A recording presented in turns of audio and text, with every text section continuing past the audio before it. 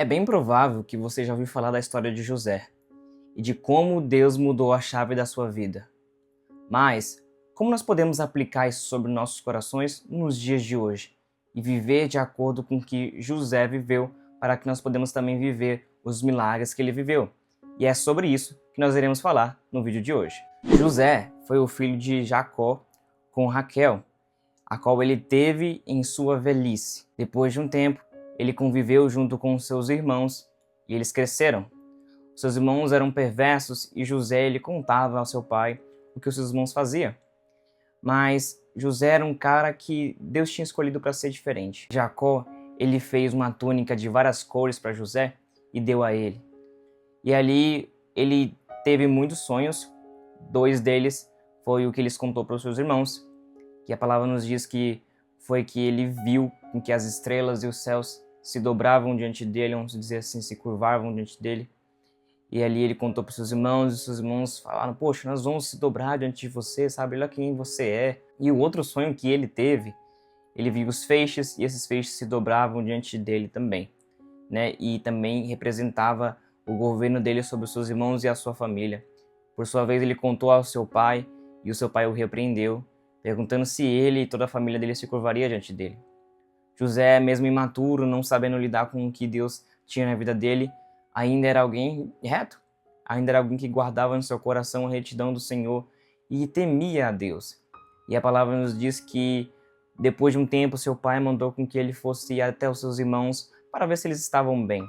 José se perdeu, mas depois encontrou seus irmãos, que caçoaram dele e disseram: olha aí vem um sonhador amor, né, que significa alguém que é sonhador, né, um sonhador nato que realmente pensa que tudo é um sonho. E aí José, né, por livramento, através da vida de Rúben, foi jogado num poço, e desse poço os seus irmãos venderam ele, né, para o Egito. E para encobrir a situação ruim que eles tinham feito com seus irmãos, eles pegaram e colocaram sangue de animal sobre a túnica de José. Depois entregou para o seu pai, dizendo que ele tinha morrido. Depois de um tempo, ele chegou na casa do seu senhor chamado Potifar, aonde serviu por um tempo. Mesmo sendo fiel a Deus ali, a esposa de Potifar tentou tentar, né, porque ele tinha o governo de todas as coisas na casa, mas ele disse à mulher de Potifar que ele não podia tê-la. Mas ela ainda assim insistiu, e ali, depois de uma confusão, ele foi acusado de ter desejado abusar da mulher de Potifar e ele mandou ele para a prisão. Ele viveu ali, e a palavra de Deus diz que ele governava assim como ele governava todas as coisas na casa de Potifar. Depois de um tempo, né, houve ali um padeiro e um mordomo que foi lançado ali na cela, porque tinha afrontado o rei. Depois de um tempo, ele revelou os seus sonhos, ao qual dois deles tinham tido, e que significava que um iria voltar ao palácio e morrer, e o outro iria voltar a servir. Por sua vez, ali ele ficou mais 2 anos diante da cela, até que houve uma situação a qual Deus permitiu com que o rei tivesse um sonho.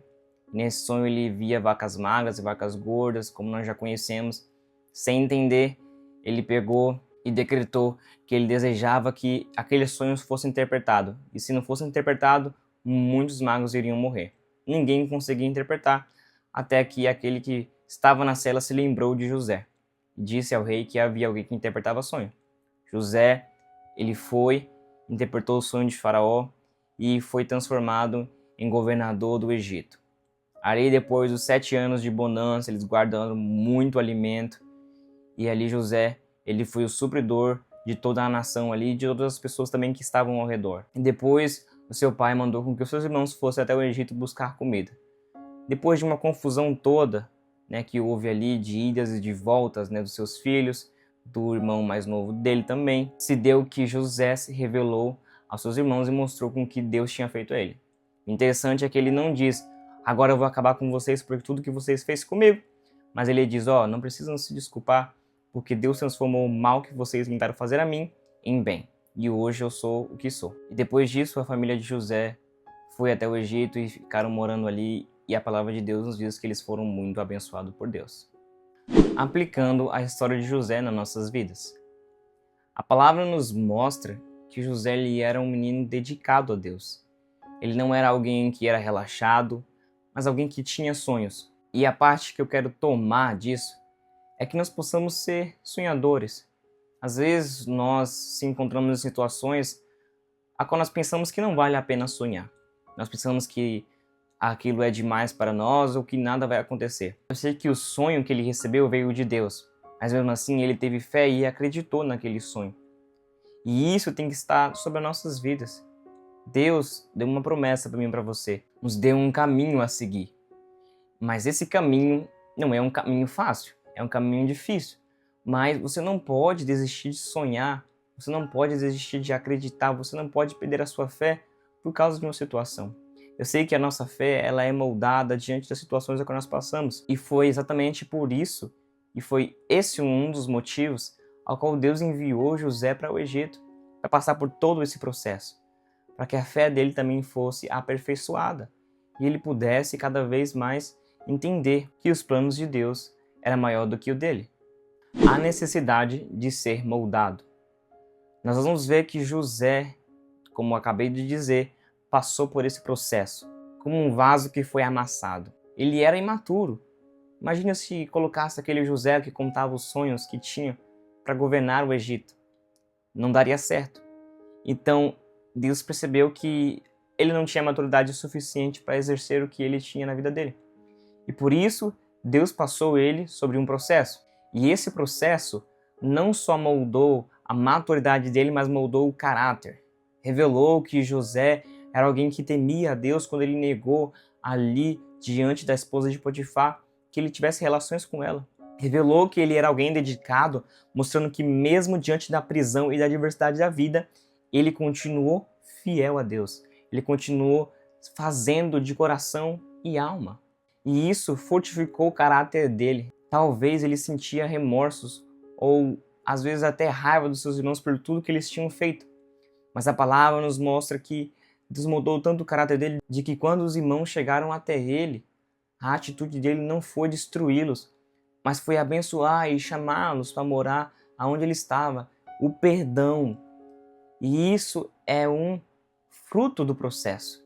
Quando nós passamos por um processo, o fruto que ele dá é o fruto que vem do Espírito Santo. Não tem como nós passarmos pelo processo e chegar no final e estar pior, a não ser que nós possamos ser desobedientes como o povo do Egito. Mas se nós permanecemos fiel a Deus como José, nós vamos aprender a perdoar aqueles que nos feriram. Vamos aprender a amar aqueles que atacaram a nossa vida. Então perceba-se que isso era uma mudança de caráter. Era uma mudança, era um aperfeiçoamento do caráter dele para que ele pudesse ser ali usado por Deus. Perceba-se, antes de eu e você ser usado por Deus, ele vai nos moldar e moldar o nosso caráter. A vitória alcança a todos. Nós percebemos isso na vida de José. Às vezes a gente pensa assim nas nossas vidas. Com certeza eu e você já deve ter pensado isso no nosso coração. Quando eu ganhar aquilo ali que Deus quer me dar, é só meu. Ou quando eu obter aquilo que Deus falou que ia me dar, vai ser só meu, não vou dividir com ninguém. Mas perceba-se que Deus ele tem propósitos diferentes em nossas vidas. Ele abençoou muito a José, mas a promessa dele alcançou a todos. Então que nós possamos levar isso sobre o nosso coração. Sabe, se Deus quer me dar um carro, também seja para o uso da obra dele, seja para fazer um evangelismo, seja para usar para aquilo que também é para a glória dele. Se Deus me deu uma casa melhor, que também seja para a glória dele, que eu possa exercer, o ministério, que eu possa falar da palavra dele dentro do meu lar. Perceba-se que Deus ele não tem prazer de ficar só bajulando seus filhos, mas ele os abençoa para que outros também sejam abençoados que têm pouco e que não sabem receber. Isso era o que a palavra de Deus nos diz, que ele chamou Abraão, não foi só para que ele pudesse abençoar a casa de Abraão, mas a palavra nos diz que ele iria abençoar todas as nações através da vida de Abraão.